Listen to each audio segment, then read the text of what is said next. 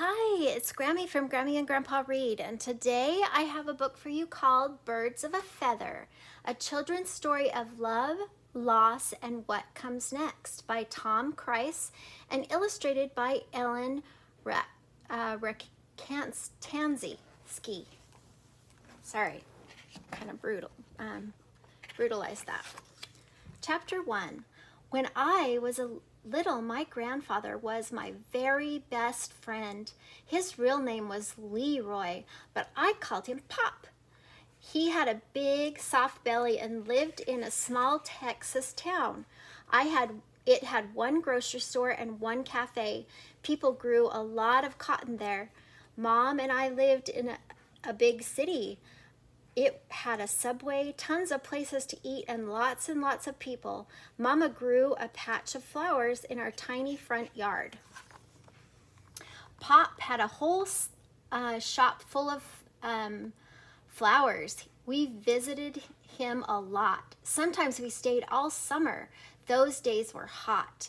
Pop's shop had a cooler big enough to walk around in.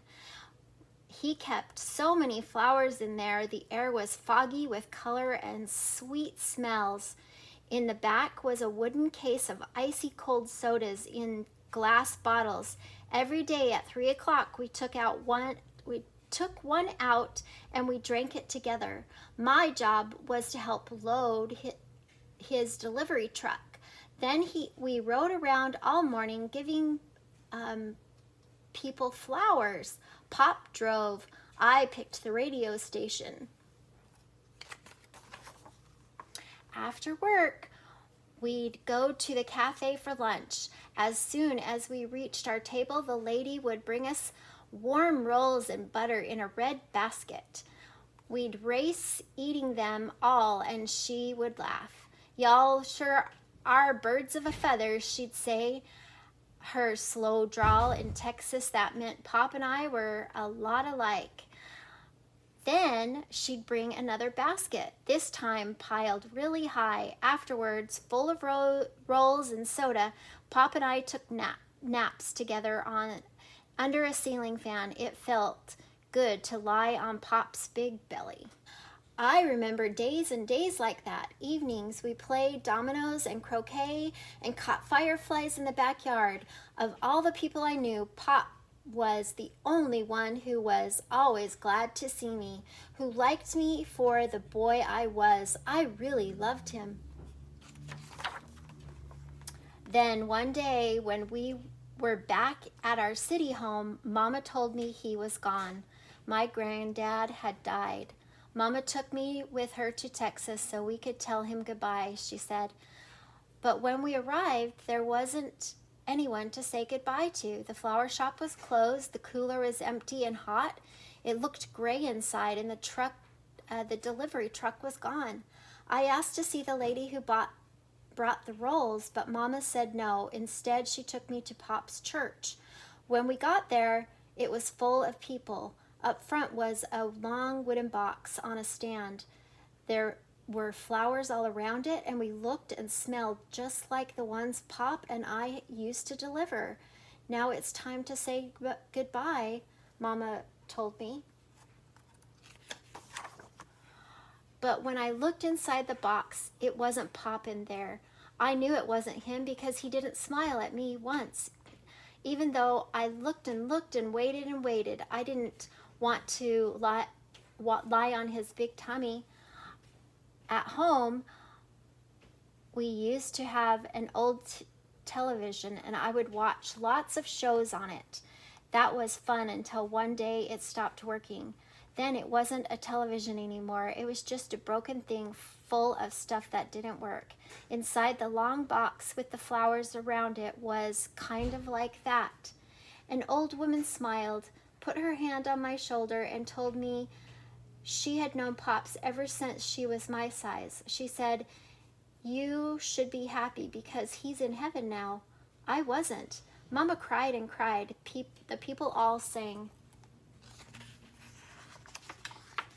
Chapter 2. Back at home, the days passed into weeks. I went to school Like always, I played with the other kids, like always. Sometimes Mama and I rode the subway train down to eat donuts and see movies. It was all fun, but not as fun as it used to be. I kept thinking about Pop and the long wooden box, but I didn't tell anyone I did that. Not my teacher, nor my friends, and especially not Mama. She was still sad too. I didn't want Mama to know I wasn't glad Pop was in heaven, or that I hadn't ever said goodbye. I didn't want to hurt her with my feelings. Some days I wasn't sad at all. I was angry.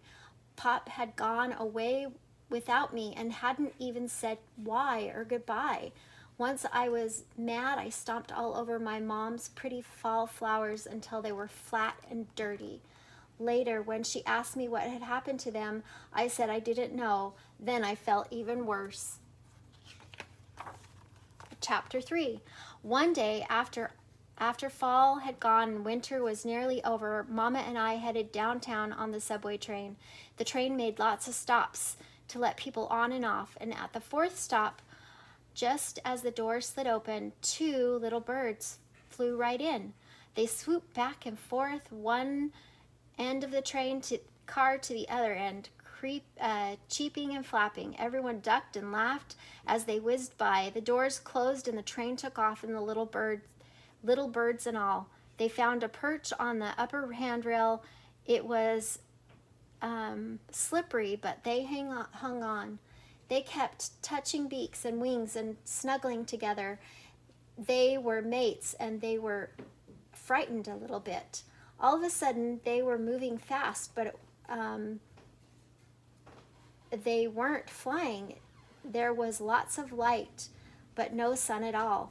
They didn't understand anything about the train or being underground. They only knew about trees and sky.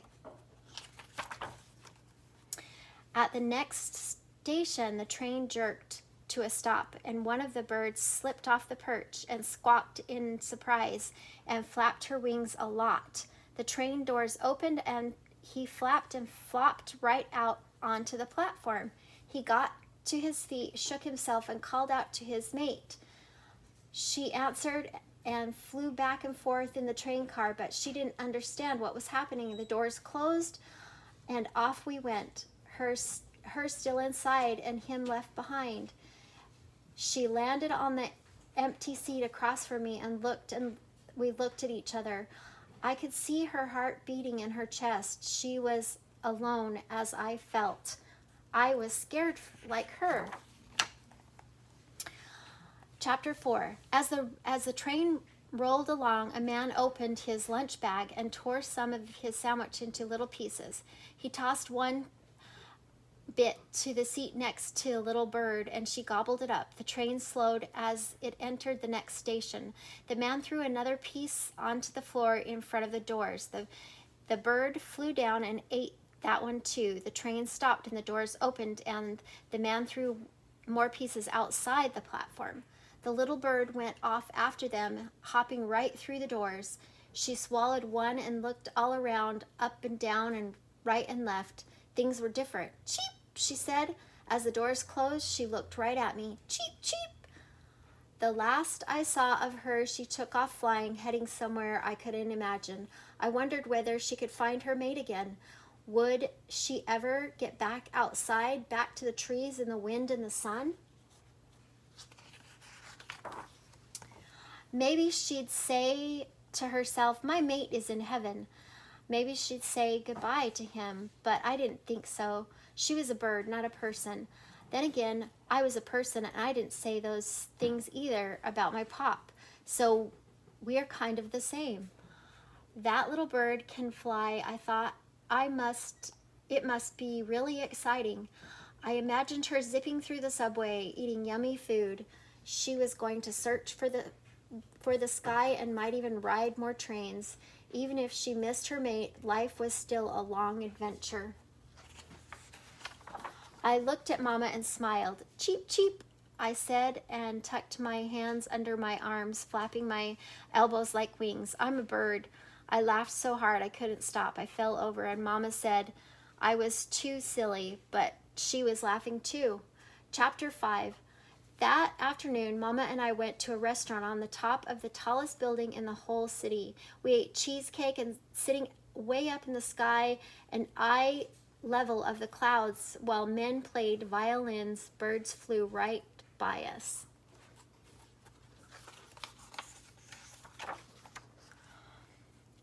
After, in the park, we saw a little girl walking 6 dogs as big as ponies on a long leash. It looked like they were walking her.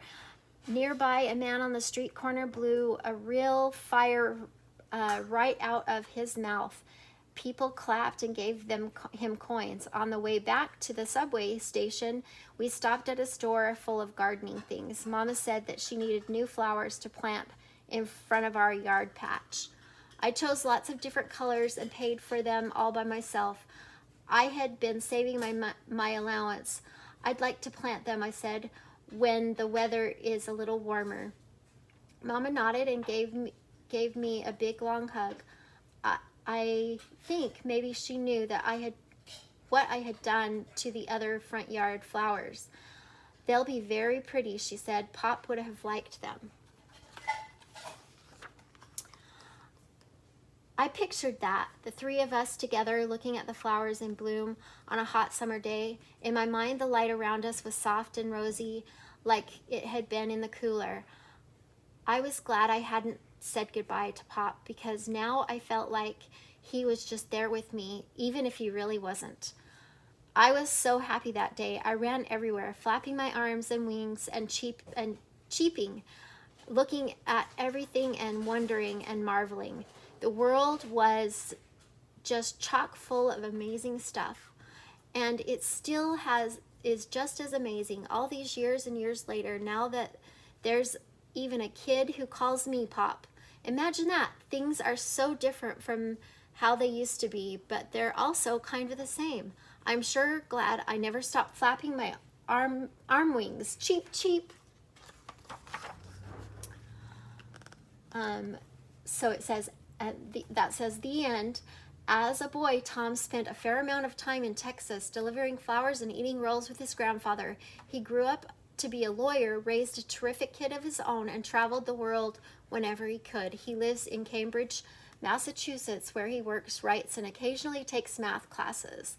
Ellen lives in Cambridge, Massachusetts, where she works as a business analyst, musician, and artist. That's about the 2 people that did the book. But I hope you like this book, and if you have any questions about it, talk to your parents. Eventually we will lose people that we love. They will pass on, and it's important to recognize those feelings, and it's okay to talk about them. I hope that you like this book. Please subscribe to our channel and like the video.